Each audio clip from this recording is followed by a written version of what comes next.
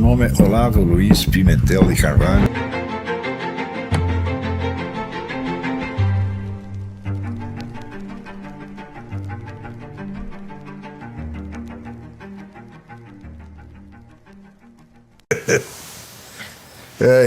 Olha, hoje as perguntas estão tão maravilhosas, tão importantes, que eu vou respondê-las e nós só vamos continuar com o texto do Scavino na próxima aula.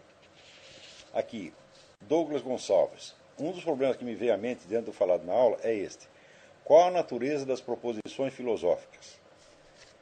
Não são proposições descritivas, como as das ciências naturais.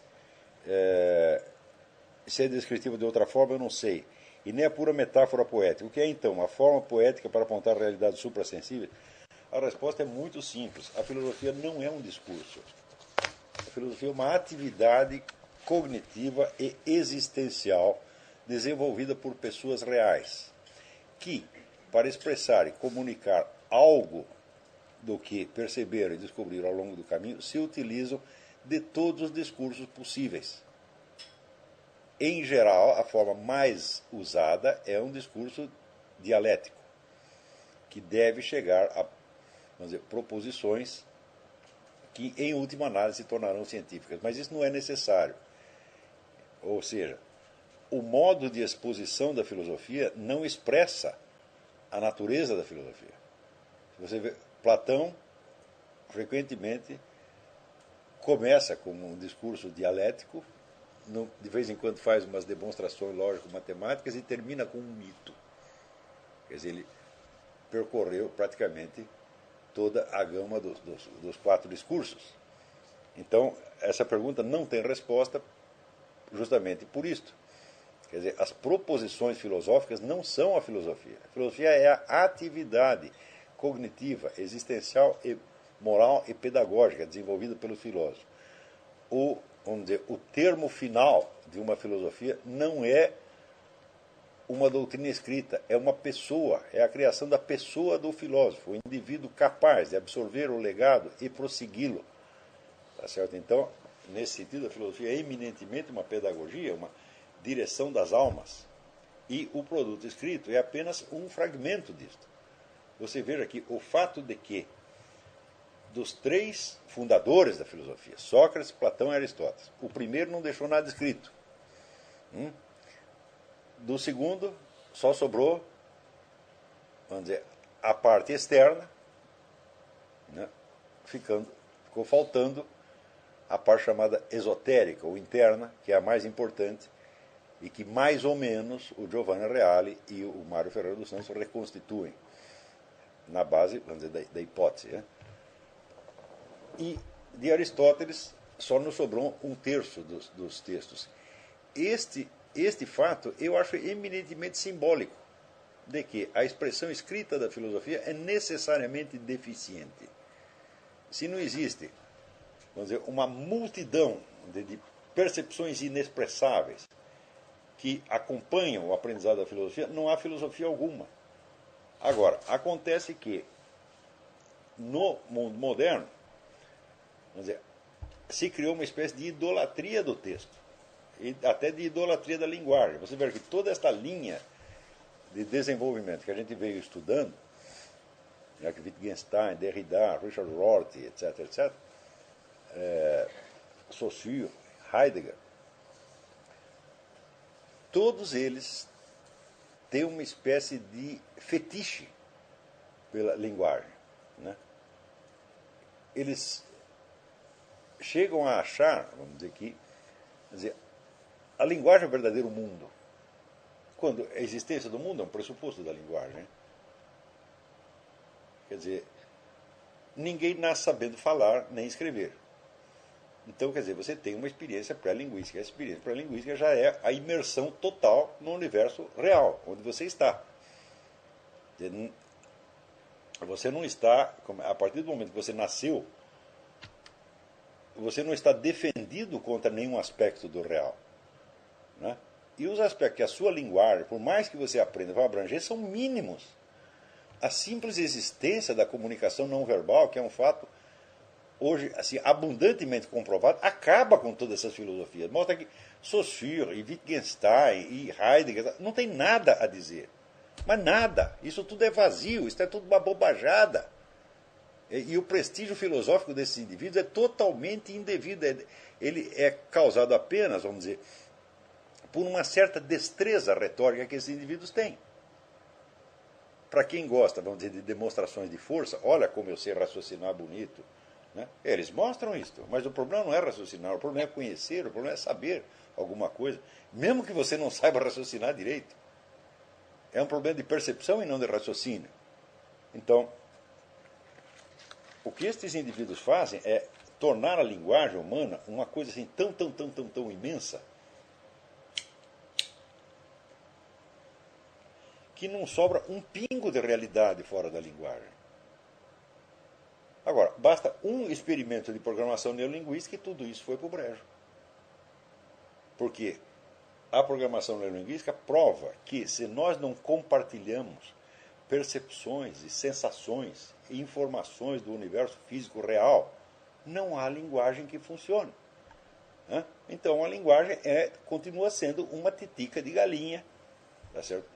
Dentro do universo real. E não esta coisa onipotente que eles estão vendo. Quer dizer, na medida em que idolatram a linguagem, o que eles fazem? Cortam a comunicação entre linguagem e a percepção real do mundo. Por quê?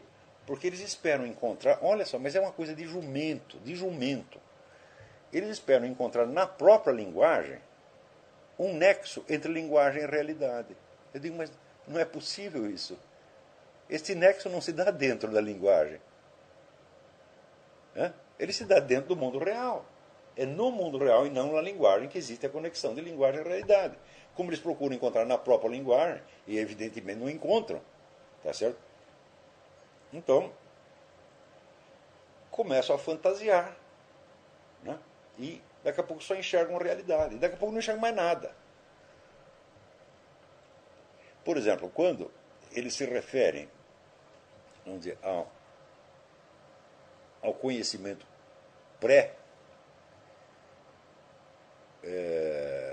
pré-científico, pré-filosófico, eles sempre dizem que se constitui de um senso comum. E o senso comum é uma herança cultural. Então, como herança cultural, meu Deus do céu? Quer dizer, você acha assim, o bebê nasceu, a primeira coisa que ele está recebendo ali é uma herança cultural? A primeira respirada que o sujeito dá é uma herança cultural? Ou é a presença maciça de uma realidade física? Quer dizer, como é possível? Quer dizer, é claro que do senso comum, quer dizer, do que aquilo tudo que as pessoas percebem sem poder expressar, existem muitos elementos que são de origem cultural, mas ele só vem entrando de pouquinho. Né? A absorção da herança cultural pressupõe, primeiro, o aprendizado da linguagem, que não é instantâneo, que leva anos. Não é isso? E que não poderia se desenrolar sem, vamos dizer, a presença física dos sinais. Quer dizer, como é que as palavras chegam a você? Chegam através do ar, são vibrações sonoras, meu Deus do céu. Quer dizer, isto é uma presença física. E só aos poucos aquelas presenças físicas, serão usadas como sinais de outras coisas. Mas é claro que essas outras coisas não estão nem dentro dos sinais e nem dentro do sistema total da linguagem. Né? Eu já dei um exemplo. Você entra no supermercado e pede uma salsicha. Né? Então, como é possível, linguisticamente, tornar presente uma salsicha? Digo, de acordo com Saussure, o sentido de uma palavra é apenas a diferença entre ela e todas as outras.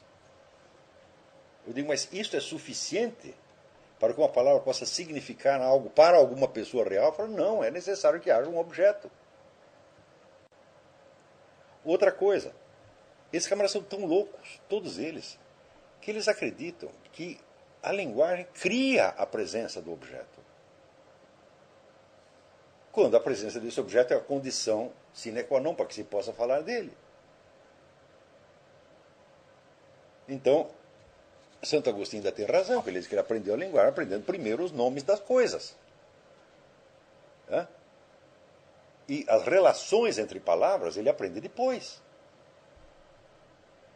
Agora, se ele não tivesse a capacidade de articular, de relacionar objetos entre si, como ele poderia relacionar as palavras que os designam?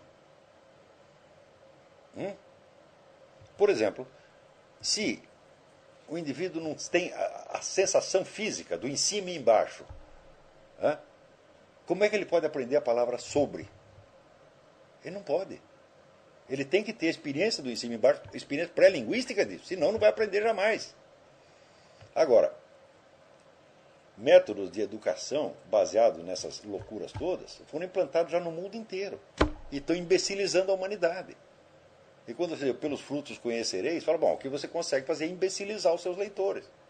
E cada nova fornada de filósofo que vem cada vez mais imbecil. Eu digo para você, olha, sinceramente, 80% da filosofia de Heidegger é imbecilidade, é estupidez. É coisa que não faz sentido nenhum. É assim, é uma mente presa nos seus próprios pensamentos, incapaz de julgar criticamente os pensamentos à luz da sua própria experiência mais banal. Não é capaz de fazer isso. Nenhum desses. Então, eles dizem coisas que só valem. Veja, quando Wittgenstein inventou a teoria dos jogos de linguagem, é por quê? Porque ele próprio estava praticando um jogo de linguagem e nada mais do que isso. Agora, como é possível que um jogo de linguagem corresponda de algum modo a alguma conduta física humana? Por exemplo, você está aqui, tem um exército e o sujeito que está comandando aquela tropa, aquele batalhão e tal, ele manda atacar ou manda recuar. E os caras fazem exatamente isto. É claro, isso é um jogo de linguagem? Eu digo, mas se é apenas um jogo de linguagem, por que as pessoas agem em função daquilo? Se é somente um jogo de linguagem. Se você considerar somente as palavras e o correspondente delas no pensamento humano, será um jogo de linguagem, evidentemente. Mas acontece que a correspondência não para no pensamento humano. Ela se prolonga em ações reais. Ações reais da qual pode depender a vida e a morte do sujeito. Então, se a palavra atacar ou recuar não correspondesse a nada fora do jogo de linguagem, seria impossível obedecer à ordem. O jogo de linguagem se esgotaria em si mesmo. Então, a existência de jogos de linguagem, eu não nego a existência, é certo? Prova que existe alguma correspondência entre as palavras e as coisas. Sem essa correspondência, seria impossível ter jogo de linguagem. Então, a ideia mesmo, uma palavra não representa uma coisa, ela representa um pensamento. Eu digo, mas como ela poderia representar um pensamento sem a presença da coisa? Então o sujeito me fala salsicha e eu entendo apenas a minha ideia de salsicha. E como esta ideia? Passo uma ideia de mostarda, me enfio dentro de uma ideia de pão e como. Quer dizer, a ignorância dessas pessoas em relação à vida física, a mim me mostra o seguinte, que viveram dentro de comunidades universitárias onde só o que existia era a linguagem, jogos de linguagem, evidentemente. Porque as pessoas não estão lá para bater umas nas outras, para competir fisicamente, para construir uma casa. Eles estão lá só falando, e viveram disso o tempo todo. Agora, quando você pega um desses sujeitos e joga numa frente de batalha, que nem aconteceu com Franz Rosenzweig, ele pergunta, agora para que me serve toda aquela filosofia que eu aprendi na universidade? Aquilo tudo é um blá blá blá. E ele vê, os filósofos não disseram nada, mas Moisés disse alguma coisa, pô.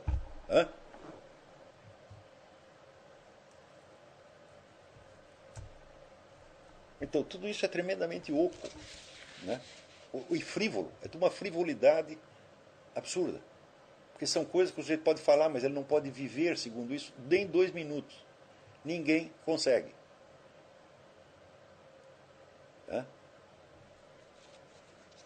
Então, começa com a paralaxe cognitiva e termina, vamos dizer, no caos semântico total.